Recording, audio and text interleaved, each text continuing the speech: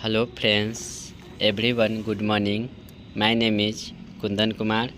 आज हम लोग संस्कृत का अध्याय 6 भारतीय संस्कारा पढ़ेंगे। ठीक है, अध्याय 4 जिसका पूर्ण व्याख्या करेंगे। ठीक है, तो यहाँ पे देखिए हमारा चैप्टर का नाम है क्या, तो भारतीय संस्कारा। क्या नाम है? भारतीय संस्कारा। ठीक है, उसके बाद यहाँ पे देखिए क्या कर रहा है कि भारतीय जीवन में प्राचीन काल से ही संस्कार के महत्व की धारणाएं किए हुए हैं। ठीक है, यानी कि भारतीय जीवन में प्राचीन काल से ही संस्कार के महत्व की धारणाएं किए हुए हैं। प्राचीन संस्कृत का ज्ञान संस्कार से होता है। प्राचीन संस्कृत का ज्ञान किससे होता है? संस्कार से होता है। यहाँ ऋषियों की कल्पना की थी कि जीवन के सभी मुख्य अवसरों पर वेद मंत्रों का पाठ, बड़े लोगों का आशीर्वाद, हवन और परिवार के सदस्य का सम्मेलन होना चाहिए। ठीक है, उसके बाद जैसा सभी संस्कार के शुभ अवसरों पर ही संभव है, इस प्रकार संस्कार के महत्व को धारणा करते हैं। ठीक है, किंतु संस्कार का मौलिक अर्थ शुद्ध होना और गुण ग्रहण करना है। रूप को नहीं भूलना चाहिए। इसलिए सभी संस्कार मानव के कर्म से शुद्ध करने में, दोष को दूर करने में और गुणों को ग्रहण करने में योगदान करती है। तो संस्कार क्या करती है? तो संस्कार से क्या होता है ना कि मानव का जो कर्म होता है, यानी कि मानव का जो कर्म होता है वो शुद्ध करने में, दोष को दूर करने में और गुणों को ग्रहण करने में योगदान करती है। कौन? तो संस्कार। ठीक है, उसके बाद आगे देखिए, आगे है कि संस्कार प्रायः 5 प्रकार के होते हैं। संस्कार प्रायः कितने प्रकार के होते हैं? 5 प्रकार के। और टोटल संस्कार की बात की जाए तो टोटल होते हैं 16, यानी कि कुल कितने संस्कार होते हैं? 16। और इसे कितने भागों में बांटे गए हैं? 5 भागों में बांटे गए। ठीक है, तो यहाँ पे क्या है कि संस्कार प्रायः 5 प्रकार के हैं। जन्म से पूर्व 3 संस्कार है। जन्म से पहले कितने संस्कार है? 3 संस्कार है। बचपन में 6 संस्कार है, यानी कि जन्म से पहले 3 संस्कार हो जाते हैं और जन्म के बाद 6 संस्कार होते हैं। ठीक है, उसके बाद होता है शिक्षा काल में, यानी कि शिक्षा काल में 5 संस्कार होते हैं। शिक्षा काल में कितने संस्कार होते हैं? 5। तो 3 पहले और उसके बाद 6 और उसके बाद 5, तो कितना हो गया टोटल? 6 3 9 9 5 14। उसके बाद क्या हो गया? 14। एक होता है विवाह संस्कार और एक होता है मरने के बाद, जिसको बोलते हैं अग्निदाह संस्कार। टोटल कितने हो गए? 16 हो गए। ठीक है, तो यहाँ पे देखिए क्या होता है कि गृहस्थ जीवन में संस्कार एक हैं और मरणोपरांत, यानी कि मरने के बाद एक संस्कार है, यानी कि कुल 16 संस्कार हैं, जिसे अग्निदाह संस्कार कहा जाता है। किसे? अंतिम संस्कार, यानी कि मरने के जो बाद संस्कार होता है उसे हम अग्निदाह संस्कार कहते हैं। यानी कि मनुष्य जब मर जाता है तो उसको क्या किया जाता है? चिता पे उसको लेटा कर जला दिया जाता है, जिसको हम दाह संस्कार कहते हैं, अग्निदाह संस्कार। इस प्रकार कुल 16 संस्कार होते हैं। ठीक है, जन्म से पूर्व संस्कार में गर्भाधान, पुष्पन और सीमंतोन्नयन ये 3 होते हैं। यहाँ गर्भ रक्षा, गर्भस्थ शिशु का संस्कार, विद्वान और गर्भ स्त्री के प्रशंसा के लिए ये सब योजनाएं किए जाते हैं।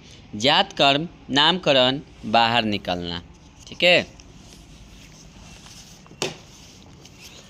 अंतःग्रहण, चूड़ाकर्म और कर्णवेद ये सभी कर्म शामिल हैं। शिक्षा संस्कार में अक्षर आरंभ करना, उपनयन, वेद आरंभ करना के शांत और समावर्तन संस्कार होते हैं। अक्षर आरंभ में अंक लेखन और अक्षर लेखन बच्चा शुरू करता है। उपनयन संस्कार का अर्थ गुरु के द्वारा शिष्य को अपने घर में लाना होता है। गुरु के द्वारा शिष्य को अपने घर में लाना किस संस्कार के अंतर्गत होता है? तो उपनयन संस्कार के अंतर्गत होता है। ठीक है, और वहाँ शिष्य शिक्षा नियमों का पालन करते हैं और अध्ययन करते हैं। प्राचीन काल में शिष्य को ब्रह्मचारी कहा जाता था। प्राचीन काल में शिष्य को क्या कहा जाता था? ब्रह्मचारी कहा जाता था। गुरु के घर में ही शिष्य वेदारंभ करते हैं। गुरु के घर में ही शिष्य क्या करते हैं? तो वेदारंभ करते हैं। अब बोला जाए कि वेदारंभ छात्र कहाँ करते हैं? तो कहाँ करते हैं? गुरु के घर में करते हैं। ठीक है। वेदों का महत्व पूर्ण रूप से शिक्षा में सर्वश्रेष्ठ माना जाता है।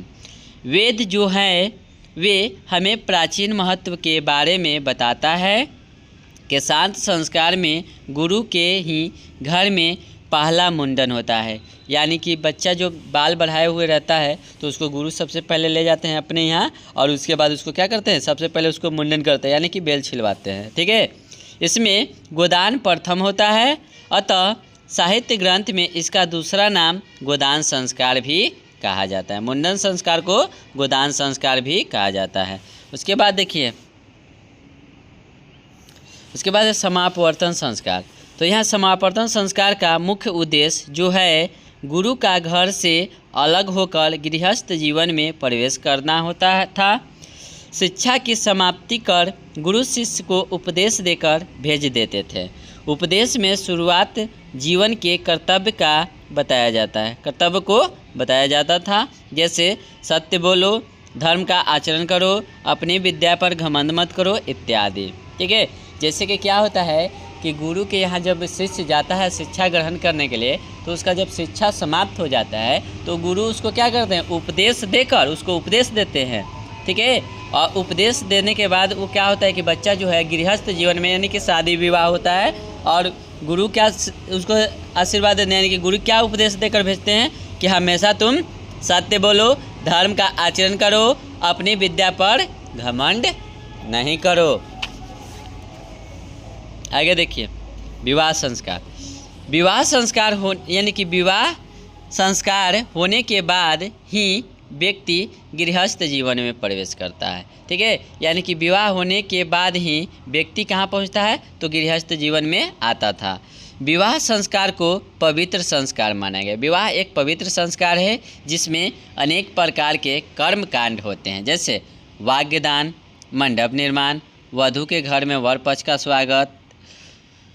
ठीक है। उसके बाद है वर वधू का निरीक्षण, कन्यादान, अग्नि स्थापना, पानी ग्रहण, लाजा हो का अर्थ धान का लावा का हवन।